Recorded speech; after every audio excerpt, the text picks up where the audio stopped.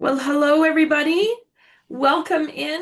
Welcome to our summit here today. I'm so glad to be able to present today systems and processes for time-strapped CEOs to be able to gain back some time and have some visibility strategies to really help them to maximize their time when it comes time to leadership and visibility. Sheryl, welcome to the summit here today. So happy to have you. Thank you so much for having me. I appreciate it. And I've been learning so much. And Christine, those were some hard words to hear, but thank you. Uh, I had kind of prepared this as presentation style, but this seems to be a lot more conversational. So Carol, do you want to just kind of throw out some questions, and I'm happy to Sure. answer. Let's do it that way. So it fits the format better. Sure. And that's fine. Yeah. So if you're able to pivot like that, let's do that. So we talked a bit about boundaries earlier in the conversation, and I think we all have experience with clients who don't have boundaries. So why do you believe boundaries are a strategic tool for CEOs and not just, what's become popular as a personal wellness tactic? Yeah, so I think boundaries are essential for your clients, but I also think they're essential for your teams. And Mhm. when we look at that CEO role, if we have anybody working with us, anybody, working under us, we are creating that culture. And we are setting the tone for the entire company and for our business. And when you don't set boundaries yourself, your team members don't think they should be either. And I always use the example, you've got that overworked, busy CEO that never turns off the phone, never steps away from the email. God forbid they ever take a vacation. They're, coming in despite being incredibly sick. They're still working. You're sharing that message with your employees. And now all of your employees are thinking, oh man, I have to do this. I have to be responding to the 2 a.m. email. I have to be sitting by my phone on the beach on my vacation, if I even get to take one. And it just sets up this really negative and unsustainable culture with clients. Yeah. That has been such a learning experience. And the funny thing is, I'm in a business mastery group, and I do some publishing as well. I had a publishing client that reached out the day before. We had just finished his project. It was done. It was out in the world. And he said, oh, hey, I'd like some time on your calendar for marketing advice.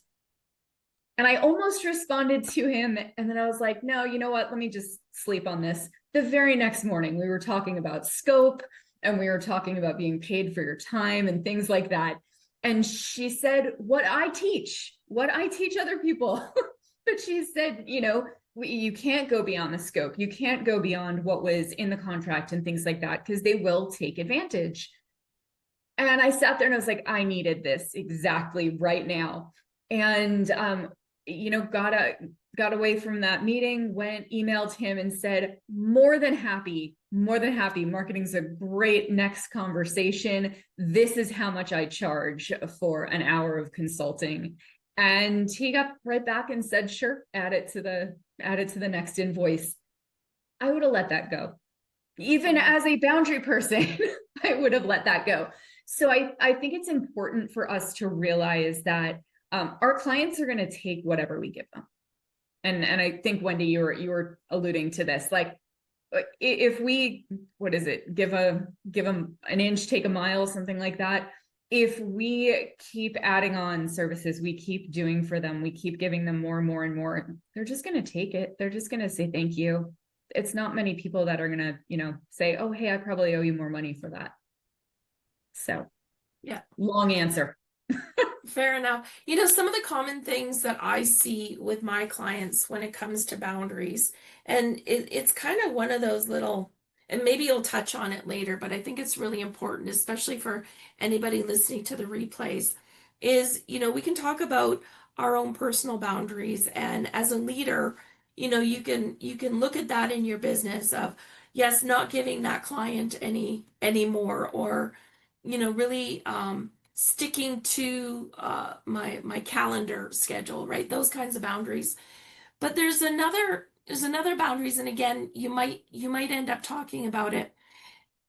And so I have a lot of clients that are contractors. And I had one of them say to me one day, well, I have to go to the job site this afternoon. And I'm like, why? You're the owner, you're not the foreman, you're not the project manager. Why? Well, I have to be the face of the company. And I said, huh. I said, that's interesting. I said, so as the face of the company, what do you get when you go to the job site? And he said, well, the client's always really happy to see me. And so are the team members. And I said, so the client starts talking to you and stops talking to the lead? The client or the labor level employees want to have a moment with the big guy, right? Stop doing their work to hopefully have you focus your attention on them. I said, when it comes to boundaries, your boundary needs to be, don't go to the job site because you're a bloody interference. Fair enough. And he sat back and he looked at me, and I said, if you go there, it's an interruption. If you go there, it's going to take your teams an hour to get back in their stride. May I add something to that? I've got Yes, 15 yes. years of GC Hmm. review. I think it's an ego thing, honestly. It is. It Project, absolutely is. y'all better get that project beautiful. Blah, or blah, blah, blah. Yeah. Just an observation. Yeah, I totally agree. I owned a concrete company for 25 years, just so you know. I totally get it. So, there's the obvious boundaries, but then there's some of those more, I'll call them insidious boundaries. So, Cheryl, my next question, sorry, I interrupted you here. My next question for you are, what are some of the biggest boundary mistakes you see leaders making that quietly drain their time, their energy, or their focus? Yeah, so the one of the biggest, and this has just become a pet peeve of mine, as leaders, we want to be present, we want to be supportive, we want to be there for our people. And I don't know who came up with this concept of the open door policy, but we have this in our head as, the pinnacle of, I'm there for my people, you can come talk to me at any time. And yes, you want your people to be able to come talk to you. You want them to feel comfortable and safe voicing their concerns, their ideas, their, any questions they have. Absolutely. But not every 20 seconds. And I think we run into that danger of, you're working, you're focused, you're leading the company, you're looking at what's next, and knock, knock, knock. I just have a quick question, or knock, knock, knock. Can I pick your brain? And every time that happens, you're pulled out of what you're doing. So honestly, when I work with leaders, I suggest that they adopt an open calendar policy. And that open calendar policy is twofold. One, yeah, you can have office hours. You can have an hour a day or a few hours a week where you are literally sitting in your office or you're walking around and you are just there to answer questions. You are just there to be there for your people, and whatever comes up you're dealing with. Or yes, you want to hear, you want the ideas, you want the problems. However, make an appointment. Put it on the calendar so that you're not interrupted during that all-important focus time. I think the research, and I'm sure everyone on this call knows this, is I think takes 30 minutes to get back to what you were doing before you were distracted. Mm-hmm. So imagine just an entire day of knock, knock, knock. I think that's one of the biggest challenges that people have, is not protecting their own time and not protecting their own focus. One of the other things I would say, and you kind of talked about this walking onto the job site, is what are the responsibilities? What is Mhm. everybody's roles, responsibilities? What are you expecting from them? And who's next in charge? And when I say that, this goes back to that you should be able to take a night off. You should be able to take a vacation. And emergencies are always going to pop up. Okay. Yes. How do I put this nicely? At some point, the building could literally be on fire. And if that happens, they should call you. They But should call the fire department. well, yes, after the fire department. But unless the building is actually on fire, there should be other people that can handle that are empowered to make those decisions, to make those calls. And like you were saying with the foreman, like the person in charge on that job site, you walk in, shoulders back, like I am the face of the company, and everybody else is like, all right, I guess I'll just go, have a drink or have a smoke. Because you're kind of pushing your weight around, and now you're disempowering. Is that a word? I'm gonna go with it. You're disempowering your team members, and you're saying, you're not doing enough. I'm here. So, I would say How, that's how do some of those boundaries, as we're developing them as leaders, how do some of those boundaries positively impact other areas of your life? yeah. So boundaries are connected. And look, I was on a podcast earlier today, and I said, if you're having a challenge at work setting boundaries, there's a pretty good chance that's happening in your personal life as well. And once you start to fix one, and once you start to learn how to set boundaries and you start building that muscle, it's going to play out in other spaces in your world. I think honestly, aside from your own well-being, aside from your own, mental health, your time, your energy, your focus, I think the biggest is going to be your relationships. We don't realize how impactful unhealthy boundaries are on our relationships. We promise things that we can't do, that we can't actually deliver on. We promise to do a favor, we promise to help somebody move, we promise to pick up kids from school, whatever it is. We make these promises that we don't have the ability to actually carry through in a proper manner. So we're letting people down all over the place. And if we do somehow manage to pull this off, we're resentful. And that was the biggest cue for me when I was experiencing burnout, and when I was starting this whole boundary journey, was anytime someone asked me anything, a friend, a colleague, my parents, it felt like this huge demand on my time, and I was resentful as all hell. And that's not a good way to have a relationship. So when we learn to set those healthy boundaries at work, it's going to filter into our personal lives, and it's actually going to improve our relationships. It's going to strengthen them. And those people, like that foreman on the job site, they're going to feel empowered. They're going to feel like you trust them. Whether you're, delegating something at home to family members, they're going to feel like, hey, I'm actually capable of doing this. So boundaries aren't a punishment. They're actually a gift that you're giving people. I agree. I absolutely agree. So can you walk us through high level, what does your framework look like for making high quality decisions and being able to take your first steps into recognizing where boundaries need to happen and then actually placing them?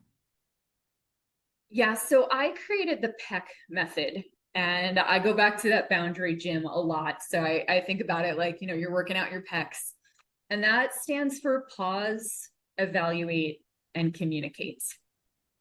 And when we are, people pleasers, when we've always tried to make everyone around us happy, we have a problem that I call yes vomiting. And I normally apologize for this, but Christine started off the vomiting conversation, so I'm just going to add to it. So, when we're yes vomiting, that is when somebody is asking us to do something. They're giving us a project. They're telling us they need help with something. They're, inviting us to something. And our immediate response, our initial, there's no thought happening. There's no filter whatsoever. It's yes, I can do that. Yeah, absolutely. What else do you need? I can wash your car too. We just throw this out there, and we're preconditioned that way, especially women. We've been raised that we're supposed to be the caretakers. We're supposed to be there for everybody else. We're supposed to make everyone around us happy. And we have to step out of that in order to make an intentional decision. So first step is stop the yes vomiting. And that can look like taking a deep breath, taking a drink, taking a bite of whatever you're eating. I don't care if you have to clamp your hand over your mouth. Whatever you have to do to not respond in that exact moment. And that's going to give you time to get out of that emotional brain and into your more logical brain and actually work through, okay, is this a good idea?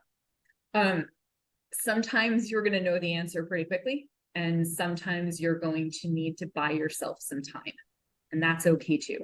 Home, work, doesn't matter. Sometimes the answer is, wow, that sounds like a really good opportunity, and I have to check with my partner, my executive director, my dog, whoever. I will get back to you by tomorrow at 5, whatever that is. And that's one, telling them they're not getting an answer then, but 2, giving them the respect that they are going to get an answer, and they'll know by when they can either say yay or they can move on and find somebody else. Yeah, and it gives you the space. Mm-hmm. Gives you the space to actually take the breath, right? Scale out big picture and check in. Is this something I'm really willing and capable of doing?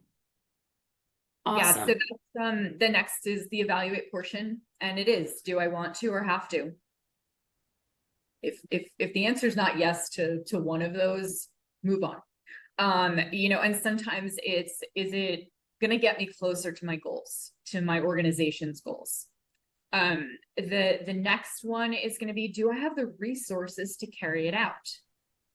And what do we, whether it's time or money or energy or just mental or emotional bandwidth, everything we do takes resources. And if you don't have the resources to carry out whatever you're thinking about carrying out, it's irresponsible for you to say yes. So want to, have to, do you have the resources available? And then that third question is, are you willing to give something else up? And I think that's what a lot of people forget to look at is again, most of our resources are finite, right? We haven't figured out how to create more time in the day. Yes, you can always say I can make more money, and that's a wonderful mindset, but most people are working within a budget. Emotional and mental bandwidth. Yes, exactly. Yeah, when you say yes to one thing, you're saying no to multiple others. Yeah, because you're diverting those resources. So honestly, I mean, I call it the Clash question because I'm a huge music buff. And it's, should I yay or should I no? So thank you. Sometimes I say that in front of audiences and they're all staring at me and I'm like, no one likes punk. Awesome. Yeah. But, really, if the answer to all 3 of those is not yes, you have no business saying yes. I love that mirror.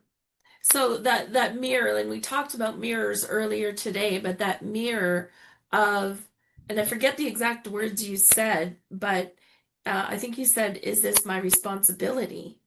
And I think the pause is such an important piece to be able to bring that mirror up to you and go, do I have the time? Do I have the energy? Do I have the resources? Is it my responsibility And there was something else she said there, and I'm terribly sorry because I lost the words. But I think anybody listening, they could really resonate with that pause moment and bringing it internal and saying, how does this feel? Right? So how do you coach people? They've been made an offer, you know, do you want to come golfing on Saturday? They said, pause. I'll let you know. Have to check with my wife, whatever. Yes. And they check in with themselves and they go, I really don't want to. I don't want to. What is your advice on helping those people who are yesers, pleasers, all that, really actually authentically step into how do you say no? So it's funny because that exact situation happened this past weekend with my husband. He was invited to go out golfing, and he used to golf. What did he say? Like 48 weekends out of the year or something like that. Granted, he was in an unhappy, relationship, so he was trying to get away. But somebody invited him out golfing, and I literally were standing in the bathroom, and I was like, okay. I was like, well, you don't have to. I said, do you want to? And he's like, and he just sat there for a few minutes. I'm like, I don't think we have to go through the other questions. If you don't want to, why are you considering it? But of course, it always comes back to guilt. It always comes back to, I want to make other people happy. I want to, I have a background in psychology and anthropology. So I always look from the individual and the tribe. And when we go to that guilt, we come to, and I think Wendy said something about, is it coming from love or fear? I think that was you that said that. So often we're coming from a place of fear, and that fear is, if I upset the group, they will cast me out. And if they cast me out, there's nobody to watch my back. And now a saber-toothed tiger could eat me. And it sounds so silly, in our saber-toothed tiger-free reality, but that's still the brain that we're working with. It's a hop, skip, and a jump from I'm going to say no to, oh crap, I'm dinner. So first we have to deal with that. First we have to say, I am not in danger of being eaten. And we all get a good laugh over that. I do it to myself too. But once we get past that, look, there's 3 different ways that you can respond. There's yes, which is pretty self-explanatory. There's no. And if there's any hill I will die on, it's going to be that no is not a complete sentence, people. Grammatically, yes, absolutely. However, if you want to keep a job, keep a client, or keep a relationship, for the love of all that is furry, give some context. Give something. You don't have to give a long explanation. You don't need to stand up on a podium and tell them your life story and why this just isn't good for you. But something as simple as, I'm so sorry, I have a really busy week and I can't help you with that. Takes the sting out of no. And makes it like you're human and you care, and you're actually, that it's important to them and you'd love to help even if you wouldn't. But it takes the sting out. And I was at a restaurant a few months ago, and I don't eat bacon. I'll let you guys take your time to process that. I know Charlotte. I know. So it's like, hey, would it just be possible to get a 3rd egg instead of the breakfast meat with it? No. Cool. Look, I wasn't going to have a continuing relationship with her. It's not a big deal. I'll never go back to that restaurant, but there were other factors. But it just takes the sting out. So please, unless a creepy man is hitting on you in a bar, no is not a complete sentence. Okay, I'm going to jump off that soapbox, and I'm going to give you the 3rd response is going to be yes and. And I like to call that the improv answer. If you've ever done improv, you know that's how you keep a scene going. And that improv answer is adding your own conditions. Yes, I would love to help you with that project. And I'm not going to be available until next Monday. What that does is it throws the responsibility, it throws the ball back into the other person's court. You've given them an answer, and they can either say, you know what, next Monday is perfect for me. Thanks so much for your help. Or I really need somebody this week. I'll go find someone else. So our brains don't like hearing no. And if you do want to help in some way, you do want to support them, add your own conditions. There's nothing that says you have to do what other people want you to do exactly as they want you to do it. I love that you use the and instead of the but. Oh, yeah. Yeah. So again, just for our listeners, when you use but, it cancels out everything that you said prior to the but. So, but when we replace but with and, it's exactly as you say. It's like, I'm agreeable, and this is the way I need it to work out for me to be able to do that. So just I encourage everybody, as much as you can, replace your buts with ands. Love that. And what about however? Darren has a question in the chat there. What about however? It's a good question. I've always seen however as a synonym to but. I agree. So yeah, I would watch your howevers. I would watch the howevers too. Yeah, if I guess the question would be, what is it about and that you don't like, and maybe addressing that before you choose your verbiage. Oh, that's beautiful. Love that. So, last question, and then I'll get you to talk about your VIP offer. What would you say to a CEO who feels guilty or uncomfortable saying no, especially to their team or to a board? Yeah. It's all about sustainability. You can go Mach 5 with your hair on fire for a short period of time. And we can all do it. We've all pushed ourselves. But it is indeed a short period of time. So if you want to be there in the long run to serve your clients, to lead your team, to serve whatever population or whatever mission you have to say no sometimes. You have to say no to excess projects. You have to say no to I call them shiny squirrels. You have to say no to things that are going to take you off track or take your take you away from your goal and take you away from your showing up as the best possible you. So I would say it's really a mindset shift, and guilt is there, and we can all feel it, but it's that mindset shift of, I want to serve the people around me in the best way possible. And I can't do that if I don't say no. I can't do that if I don't set healthy boundaries. Great. Okay, awesome. Thank you so much, Sheryl. I learned a few things about boundaries today. Tell us a little bit about your offer, please. Yeah, so I have been previously working, in the workplace space, and I really want to work with the individuals and work with people.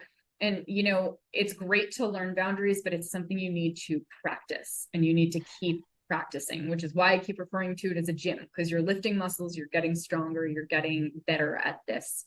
So I created the Boundaried Life program, and it's going to be a community where people can come. We'll have lessons and teaching opportunities. We'll have open kind of group coaching opportunities where people can go through, whatever they're dealing with in their lives. Have that support, have that community of boundary buddies around them where everybody is, lifting each other up. Because when we learn to set better boundaries, we actually help the people around us.